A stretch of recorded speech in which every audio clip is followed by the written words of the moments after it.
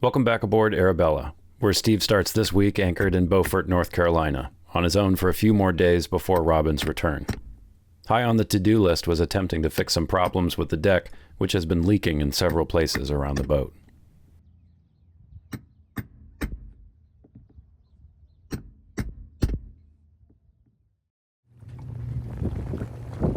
Well, this is fun.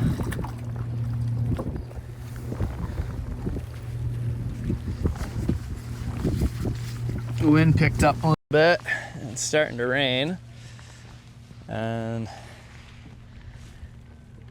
either I'm dragging or he's dragging, or maybe we're just swinging opposite directions, but whoo, we are close to playing bumper boats. Doesn't seem like anybody's home. So there's a little bit of wind and there's a little bit of current. So you can kind of see that boat's facing that way, that boat's facing that way, cat's facing forward. It's one of the challenges of anchoring in places like this where there's a wind and a current. Depending on what's going on, the boats can kind of act squirrely. But I haven't got any really closer or farther away from Orca. And I've been lined up with this part of shore since I got here. So I don't think I'm dragging. This guy might be. Well, we'll keep an eye.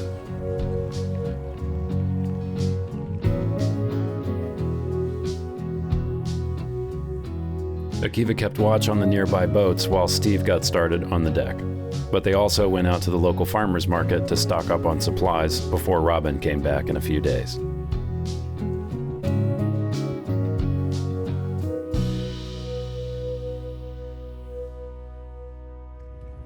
Pretty cool to be anchored here at Carrot Island and have the wild horses hanging out. Well, I should correct myself. Feral horses. As Dave pointed out, they are not indigenous here, so they're not really wild horses, though they are living a wild life. They are loose domesticated animals, so I guess feral might be the right term for them. But either way, whatever you want to call them, it's pretty cool. This video is sponsored by BetterHelp. And truth be told, we get offers for quite a few integrations and we turn the vast majority of them down. But BetterHelp is one that we are always happy to do. And the reason for that is that we believe that your mental health is pretty important. And you could even maybe argue in some ways that's more important than your physical health. And it's often heavily neglected. There are a lot of ways to practice self-care, and some of them are really easy, like going for a quiet walk with the dog and sitting on a bench and watching a pretty view and just for a few minutes. But sometimes life throws you things that you really need to talk through. And that's where BetterHelp comes in and gets you connected very quickly with a licensed therapist. And you can find a therapist that you jive with. If you don't like the therapist for whatever reason, you can switch, get a new one. The process is really simple and easy. So if you've got transitions in life and things going on, we really encourage you to connect with BetterHelp and give it a try. You got nothing to lose. For 10% off your first month, check the description below for the link. It'll take you right there. It's real easy.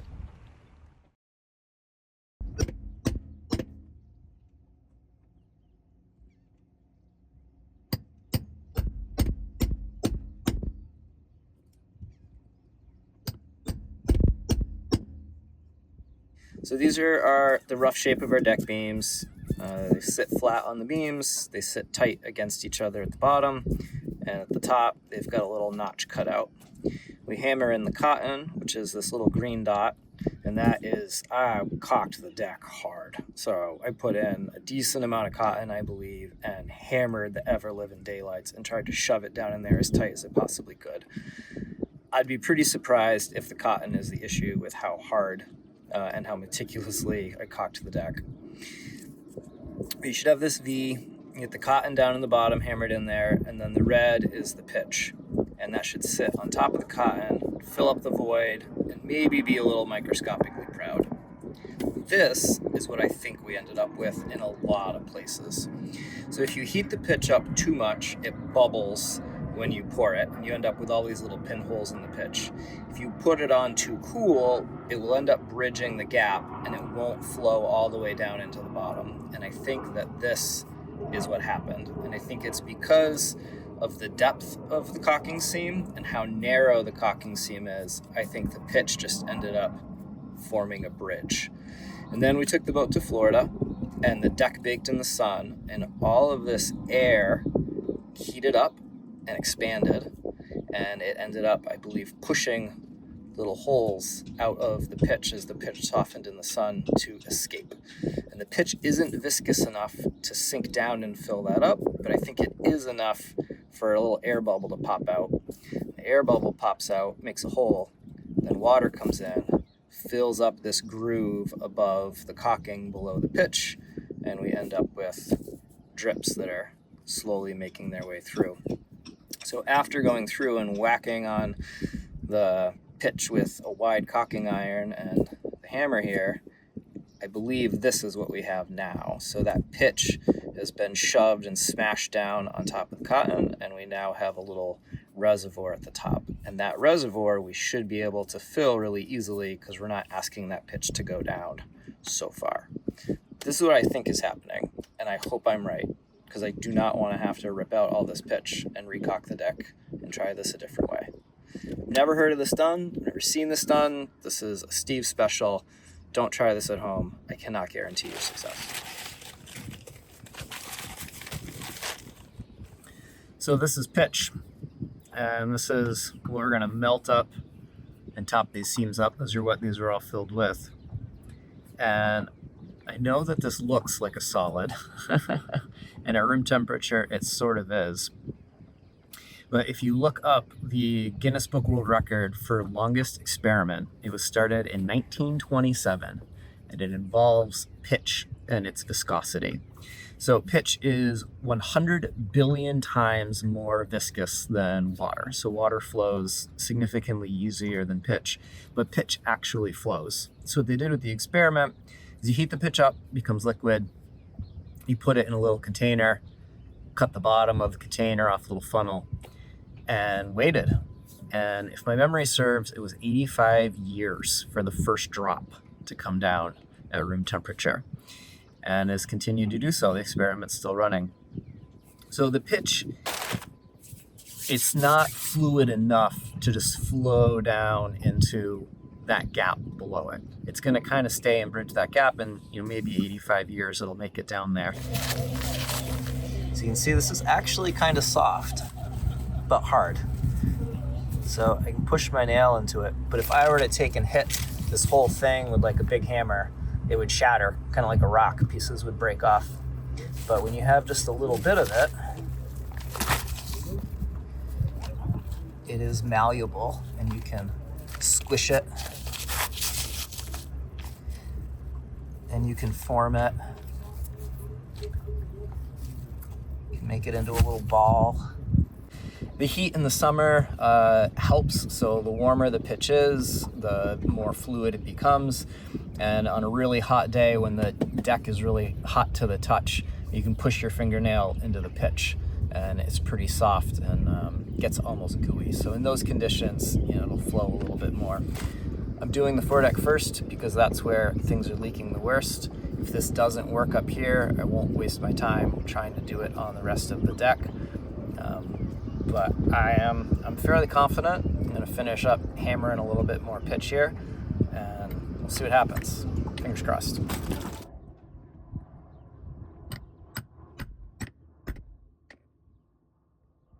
It doesn't go in very far.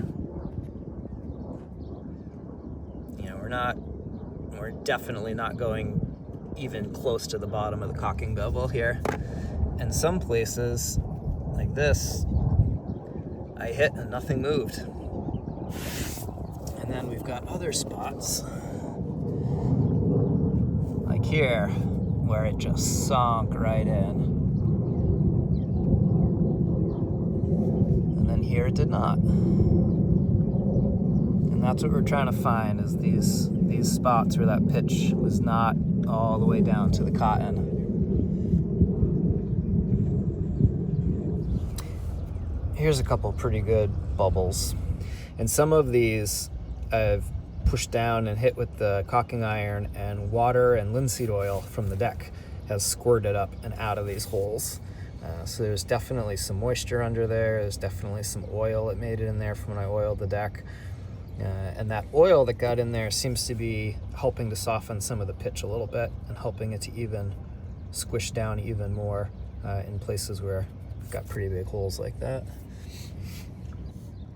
I'm using a really fat iron because I don't want to make a slice down in the pitch. I want to actually push the pitch. You got to be careful that I'm lined up in the seam. So I'll try here.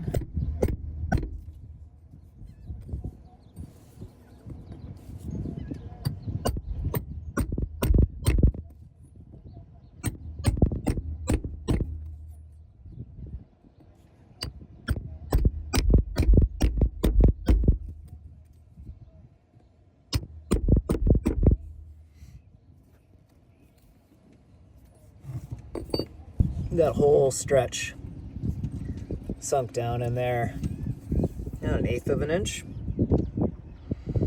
And we'll come back and fill that up and give the deck a good scrape.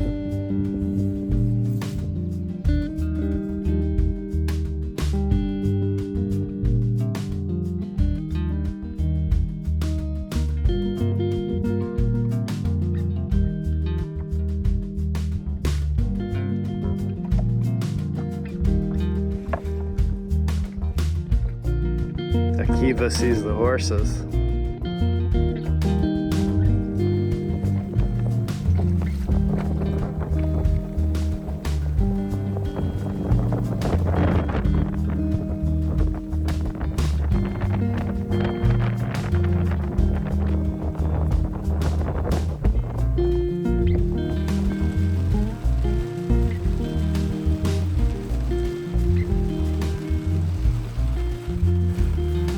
Not a drop.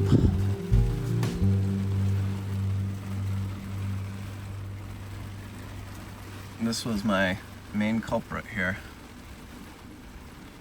And it would just drip, drip, drip. And this is pretty much right above my head. And it would drip on my face, on my chest, on my back. It's a rude awakening, but it poured and is dry.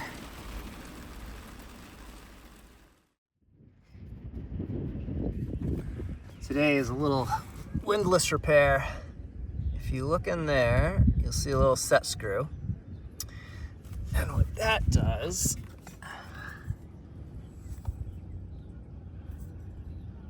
is that set screw goes in, and see that square. You put a key in it, tighten the set screw, and that keeps that from spinning. But you can see there's a lot of slop. This key is not big enough. This one's 1/4, and I need just a smidge bigger. So let's go into town and see if we can get a little bigger key stock. Success.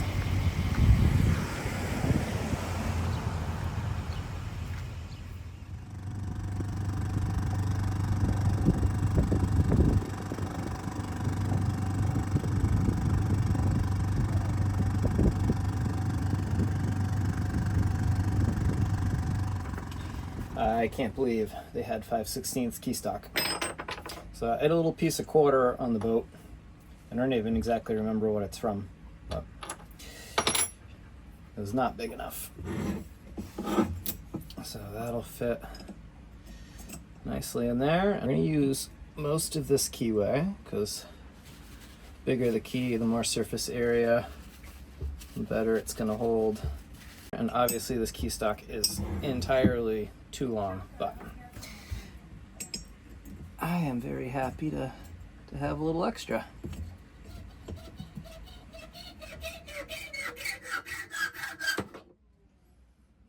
Gotta love stainless.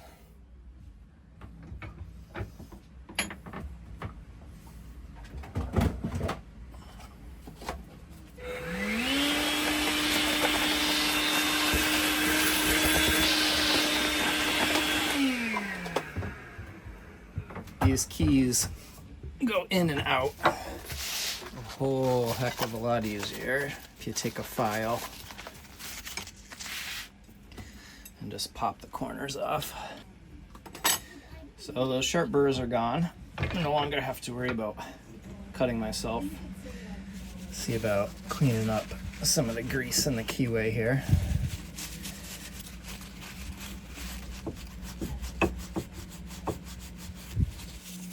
This piece doesn't spin, so it doesn't really need to be lubed.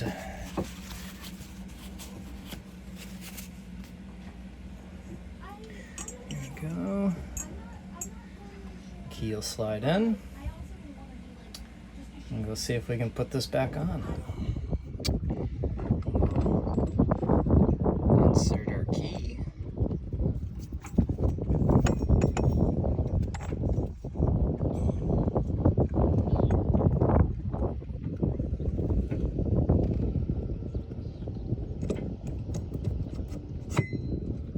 Boom.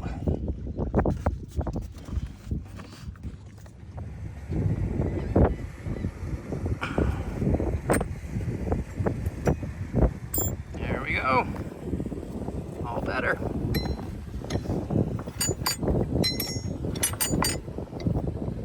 Really, really important to keep this kind of thing greased.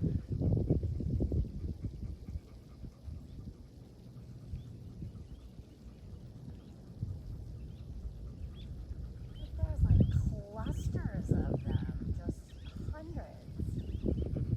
That's wild.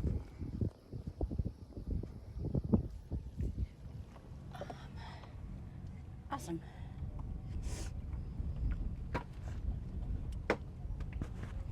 Well, what do you think? Want to go check out Beaufort? Yeah, I really do. It looks so cute. Yeah, I'm really excited. I wonder if they have any coffee. There's a couple coffee shops in town. Yeah, let's go find one.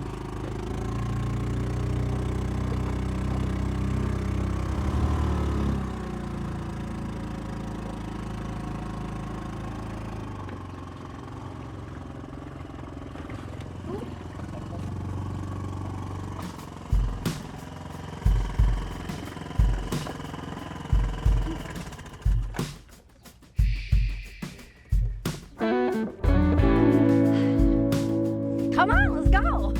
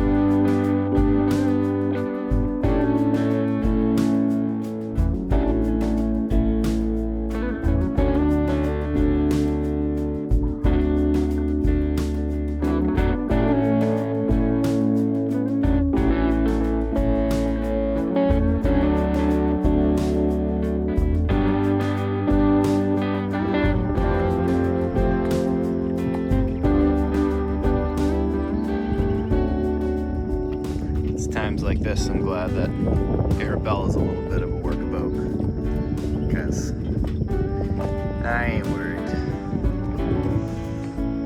Should we fire up the engine, weigh the anchor, and head to Ocracoke? Yeah, definitely. Let's go.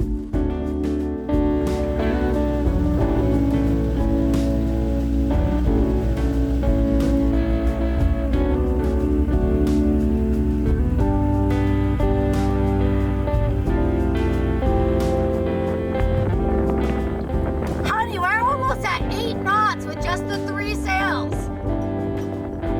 Holy moly, this is beautiful.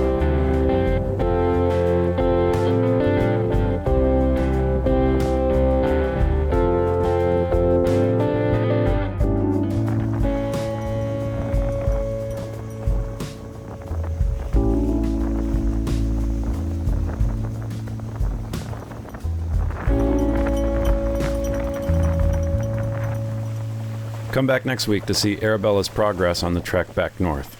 Up next is the island of Ocracoke, and soon Arabella will be back home in Massachusetts.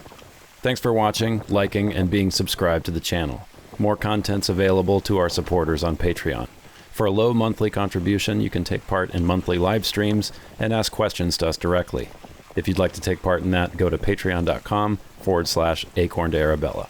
These videos wouldn't be possible without the support of our members on Patreon. Thanks for keeping this story going, and see you back here again next Friday.